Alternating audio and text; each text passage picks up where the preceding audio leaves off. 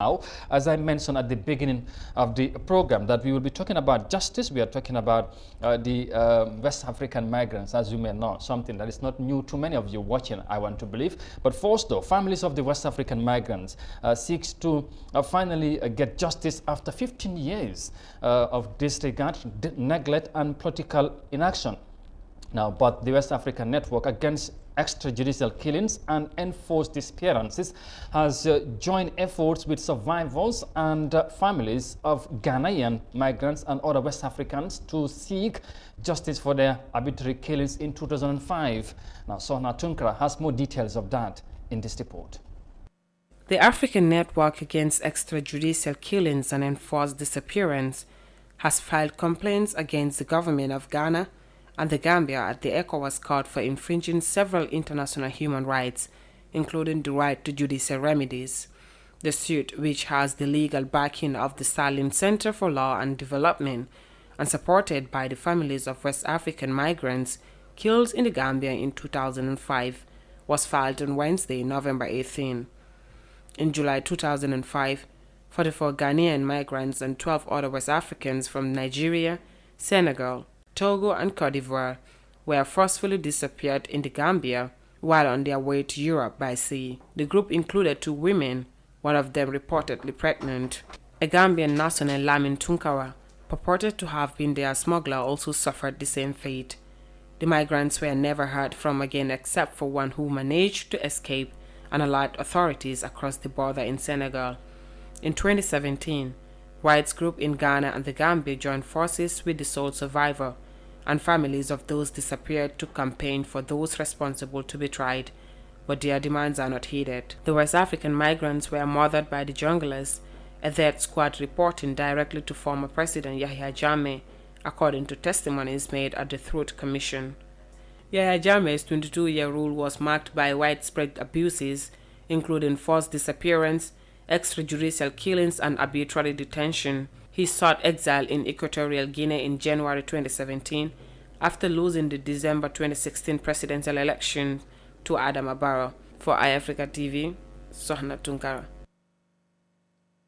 All right, thank you very much, Sohna Tunkara, there with that report. And like I said, joining me now to discuss more on this, of course, is Sirandao, who is, of course, an executive board member of Aneked. But, of course, to know more about this, like I said, of course, we are joined. Sira, good morning, and thank you very much for joining us this morning to talk more on this. And I have to say hi to our viewers. Thank you very much for having me. Good.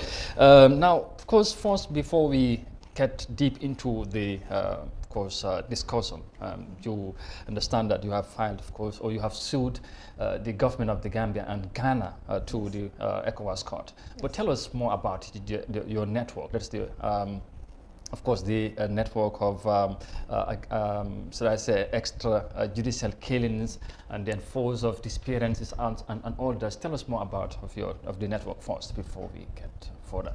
Yes, thank you very much. I'm a member of Aneked, the African Network Against Extrajudicial Killings and Enforced Disappearances. Yeah. I'm an executive board member as well as the country rep in the Gambia here.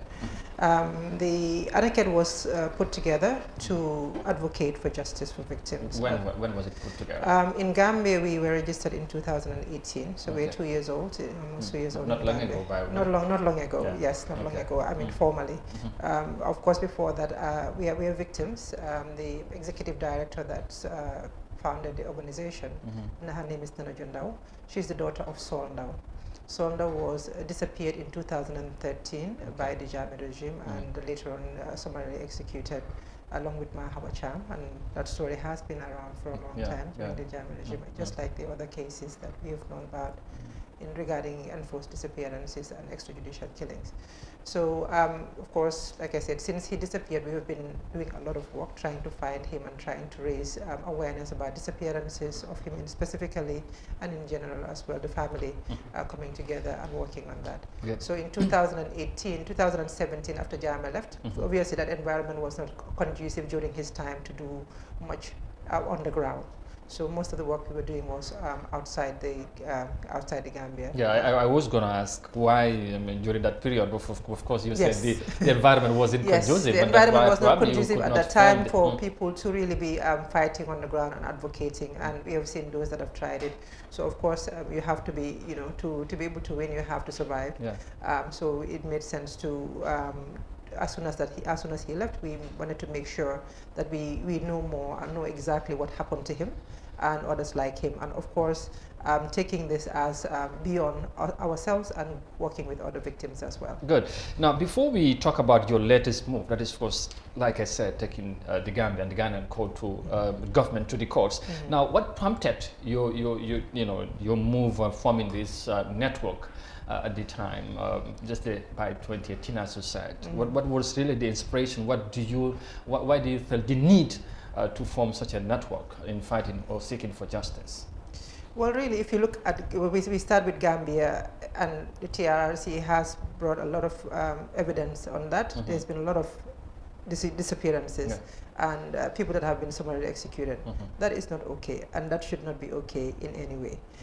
Yes, there are a lot of CSOs around the country that are doing a lot of work all over, but there has not been any specific focus on those areas of violations, extrajudicial killings and enforced disappearances. And then if you look also regionally and also across the continent, Africa, that is one of the very, very problematic things that we have on our continent here, where governments and people disappear from their homes, people disappear from their work offices, people disappear on their way to work or on their way to home. So it's a problem in Africa, and impunity continues to prevail. They get away with it, and this is not something that anybody should get away. You cannot wake up one morning and your loved one disappears and you cannot say anything about it, and nobody can say anything about it. Of course, it's 15 years down the line. Of course, we'll talk about that, but you say it's not okay, and you mentioned about, or you talk, of course, about the TRRC. What is that not okay with you?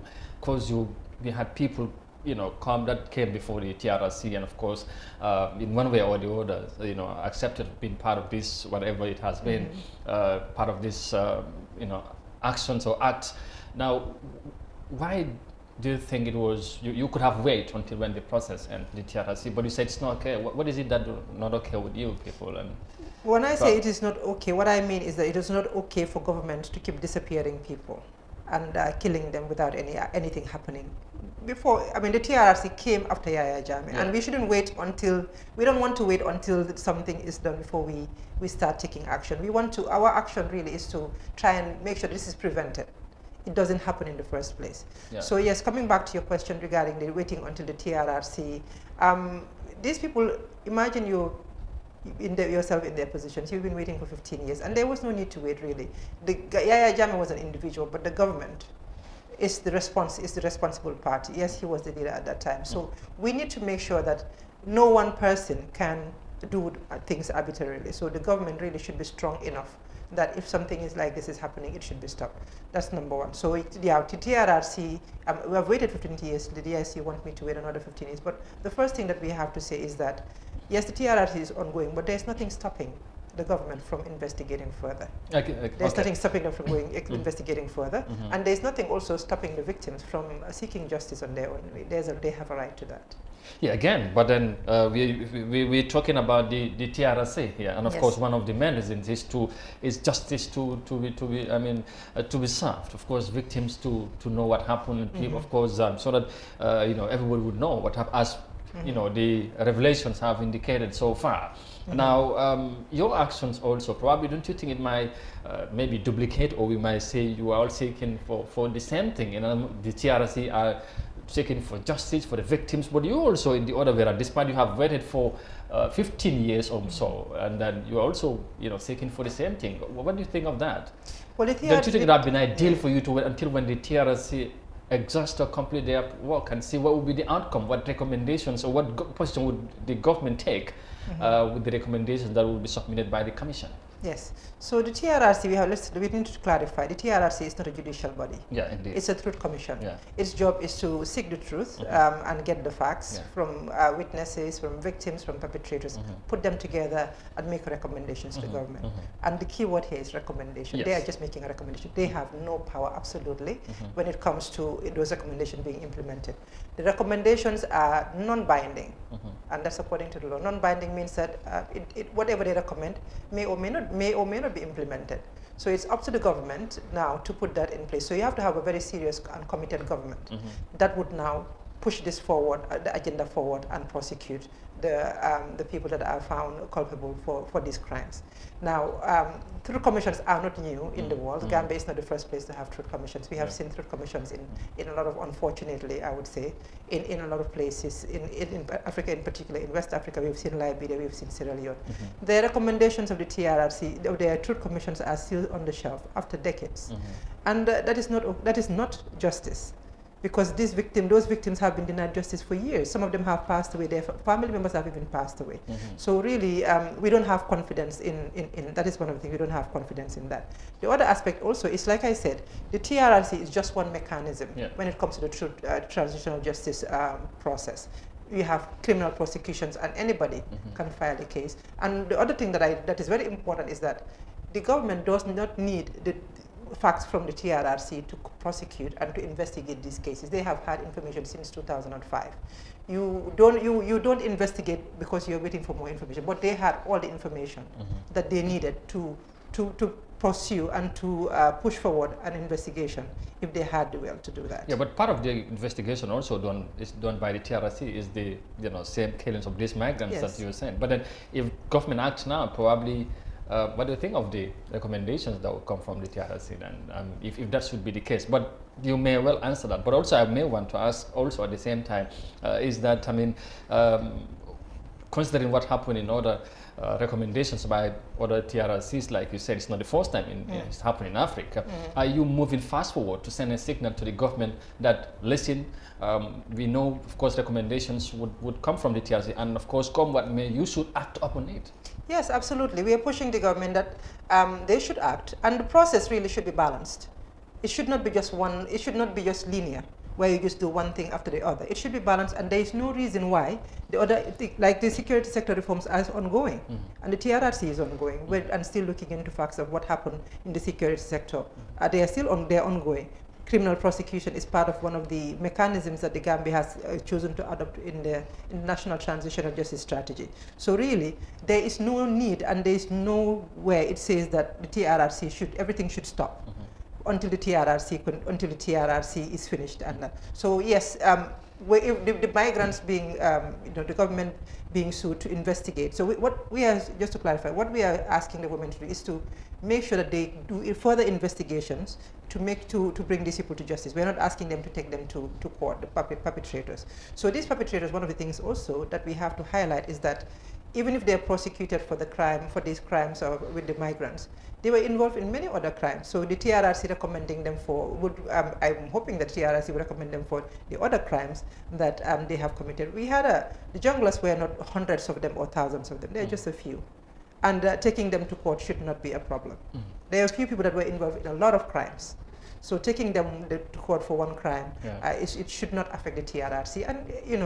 And again, like I pointed out in the beginning, the victims have the right to take matters go to court, and they have the means, the mechanisms to do that. So we are using the international instrument, which the Gambia is a signatory to, which is the ECOWAS Community Court of Justice, and taking the government of the Gambia and the government of Ghana, because they all had ample information at that time to investigate further. Good. Now talking about that, I mean, of course, the government of the Gambia and Ghana, and of course, and the migrants, of course, and in general here, that we have migrants that are involved in this from the 2 countries or more. Of course, you have others also understand from other West African countries. Now, from your own perspective or view, of course, as a network, do you see the political will and commitment from these governments? Of course, now you have sued the government of the Gambia and Ghana, and we will, of course, know what you are demanding. But do you see the political will that they want to, help or make sure that justice prevails for the victims in this, in these extra disappearances and killings that happen?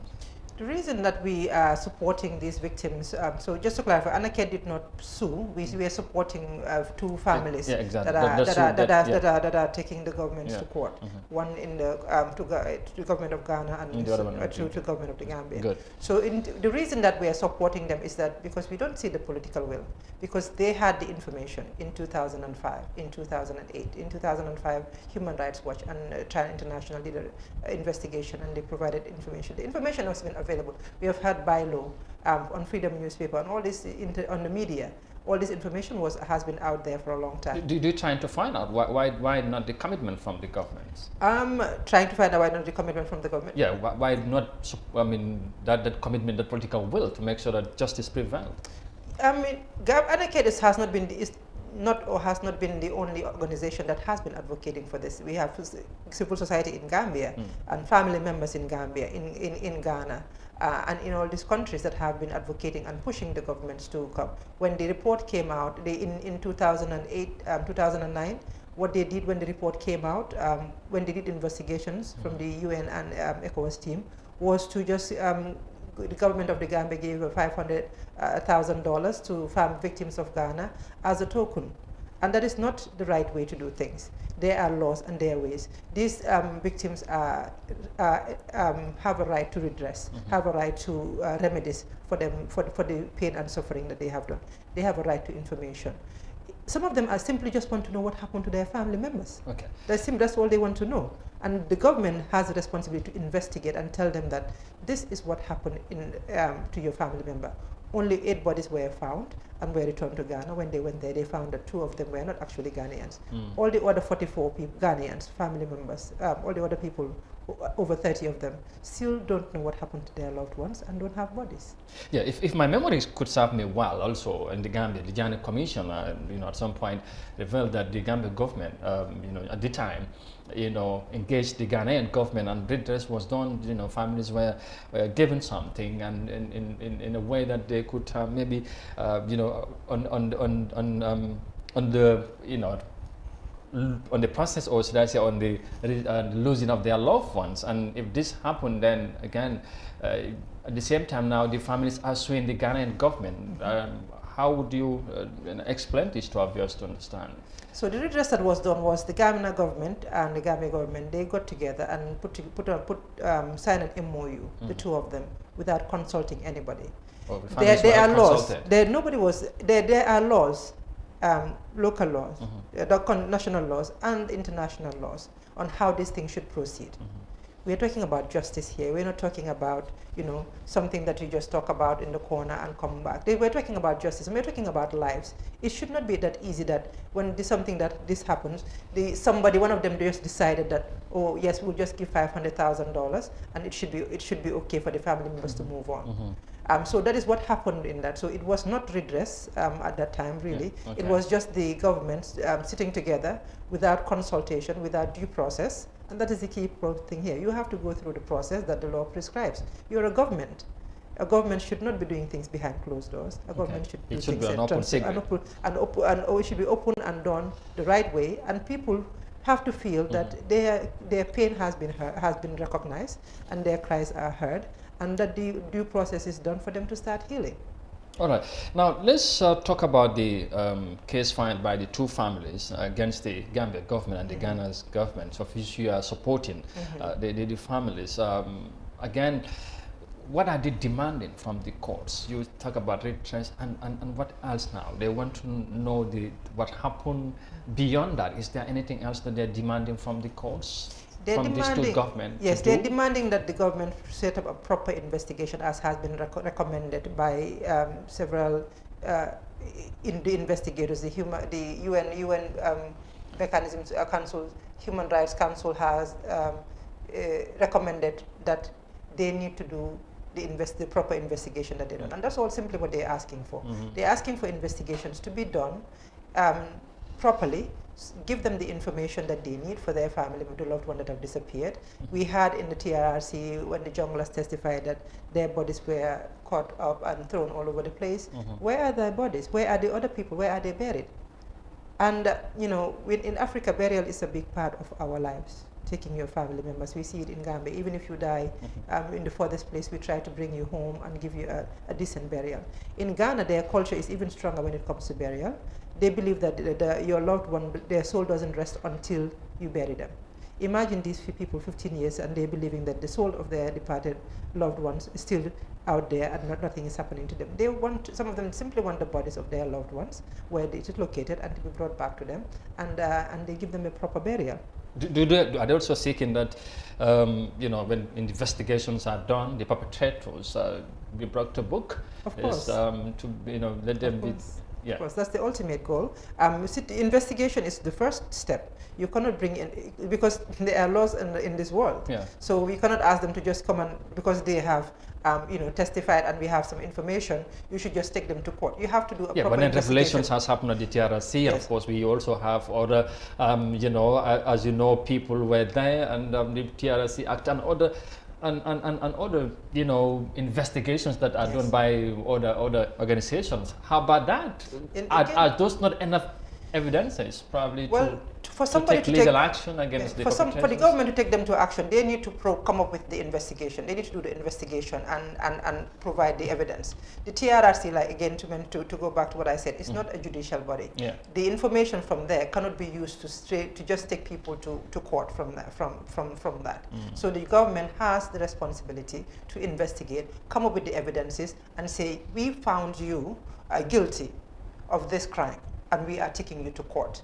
So the investigation, so what we are saying is that they have enough information to initiate, for the government to initiate a proper investigation, investigation that would lead them, the government, into taking action, which they have a responsibility to do as a state. Yeah, again, you know, as you may know, that also the TRRC Act says the things that you say may not be, you know, taken against you. But then, how do you balance these two also, comparing to what you are seeking and what the TRRC? Well, they're not in contradiction. When the TRRC finds that there's enough information that they have to recommend that these people be prosecuted, they're not going to take them to court immediately.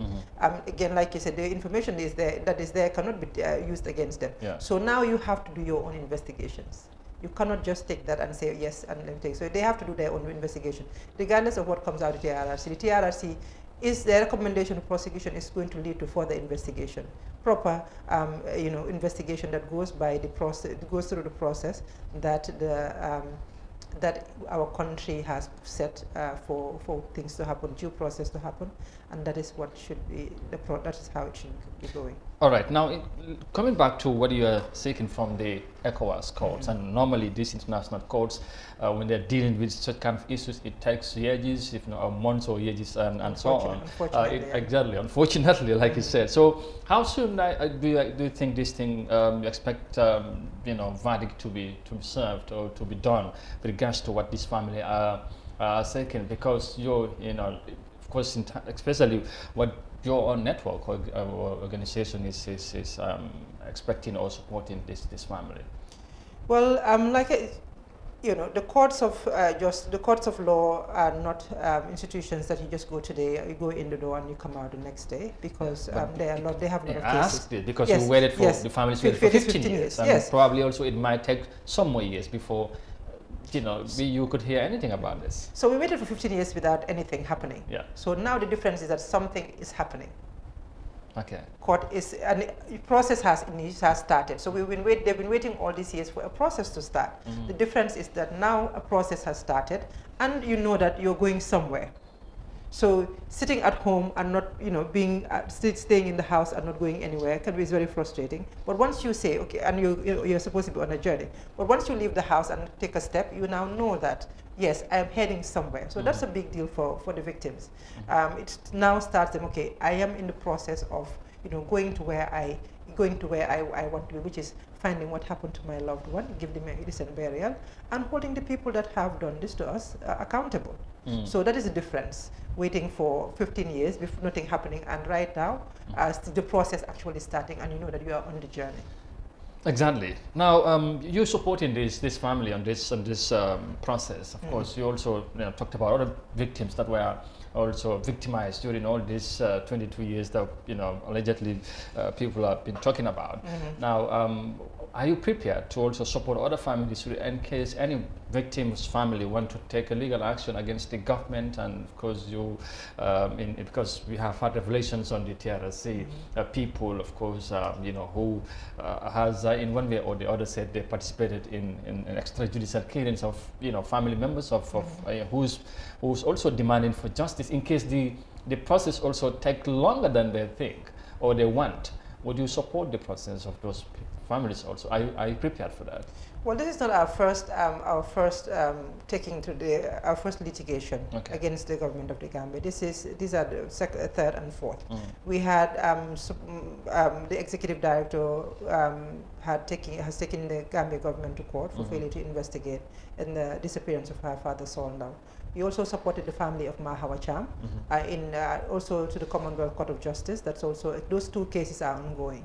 We understand that the process takes a while, and we work with, so we take a holistic approach. We don't just say take it to court and sit. So we take a holistic approach in the sense that before we go anywhere, we take our time and we work on counseling the victims and the families to make them understand that the process cannot be overnight. And we also work on providing them with psychosocial support so that they're able to deal with all these things and are able to manage the traumas and the triggering and all of these things that can come with it. When you're having to go to court, it's a very traumatizing experience. When there's a hearing and, hearing dates keep being delayed sometimes, those are things that are very traumatizing. So we take a holistic approach. We have put together these systems. We are in constant contact with them, explaining to them what is happening, and be at the liaison. And we try to, give them all the information that they need to manage their emotions and to manage what is happening in their lives and the expectations as well. So that is one of the things that we do. Taking on orders, of course, we just started not too long ago. Taking on orders, that's our mandate, supporting people in litigation. That's something that we gave ourselves a mandate for when we set up Aneked.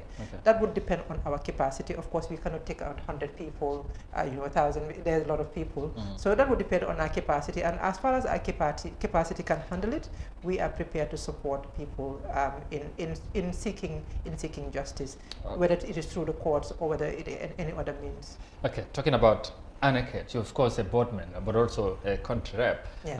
Now, how has been your relationship? Of course, we are talking about the victims here. For example, the Victim Center, and of course the Journey Commissions, the TRC, this organization. How closely do you work with them in the efforts for justice for victims in this country, and of course beyond in other countries as well? Yeah, I mean, with the Victim Center, obviously as victims ourselves, because Solndow that was disappeared is my uncle, my dad's younger brother. So as victims, we are registered. My family is registered with the Victim Center, and we've been working with them from day one, being part of the process. And in our work that we do as Aneked, when we registered, we made sure that we introduce ourselves and the work that we do. And the victims that we work with are also registered with the Victim Center, and we collaborate and are in constant communication with them in the things that we're doing, with the work that we are doing, and where there's a need for collaborations and for them to come on board, or for us to participate in their activities, we do. And it's not just the Victim Center or the civil society organizations that are working along the same path of civil society organization. When it comes to the commissions, those are government bodies that we follow. With the TRRC, with the Secretariat, we have a great relationship with the Secretariat. One of the projects that we have is called the TRRC Digest, where what we do is we summarize the testimonies of all the victims that appear at the TRRC and publish them by session. Every session, when it's completed, we summarize those, and then we translate those summaries into local languages, Mandinka, Wolof, Fula, and Jola, and those are disseminated in the community radios around the country to make sure that the information is out there. So we are doing what we can to extend the work of the TRRC to make sure that they're reaching, expanding the capacity, working together as like I said, a holistic approach, and as a nation. Everybody has a responsibility, so we are taking that on to make sure that where there may be gaps in the transitional justice process. If we can come in and put together a project to extend it there, we come on board. All right, now, of course, time is not on our side now, and of course, I wanted us to, you to tell us briefly about the challenges that you face. But then, again, you talked about your close relationship with the Victim Center. Of course, you said you are part of it. But what would be your response to someone that might be watching and said, listen, of course, it might well good that you are seeking for justice, but probably it would have been better, for somebody who's an independent person to seek for justice for victims like you, but being part of something and at the same time taking an action means you are seeking justice for yourself, and of course now that you are part of the network, how would you justify your position in this whole process that you are trying to fight for? Well, every victim has a right to seek for justice for themselves through the right ways, and that's what we are doing. We're going through taking the proper process to make sure that we are asking our government we're holding our government accountable for the responsibility that they have over us. As a state, they have a responsibility over me. If I have a grievance, where do I take it to? To my government, and that's what I'm doing. So there is nothing wrong with that. And for people, people have different perspectives, people have different needs. Yes. So some people, they don't want anything. They have forgiven and they have closing and their healing process has started and is going. So they are different people, and everybody should be allowed to express themselves and to follow through legal means of process. Do things as long as you're doing it the right way and you're doing it legally. We're not doing anything illegal. We're not doing anything bad. So we have to appreciate that there are different mechanisms, and they don't work, not all mechanisms work for everybody. So you take what works for you, and what works for somebody else, you support them. That's what we expect people to do, and not to say something like that, because yes, you are comfortable, you are okay with waiting until the TRRC, but somebody else may not be, and we have to recognize and appreciate that. All right. Just finally now, of course, what are some of the challenges that you face as a country, right? And I know probably it might have been somehow tough, but then you tell us, how was it like for you in working out these processes during this time, from the formation of this network to now, from 2018 to date? How has been the situation for you? The situation has been, it's always challenging when you are in something like this, when you're talking about, and especially as victims ourselves and working with other victims. It's a very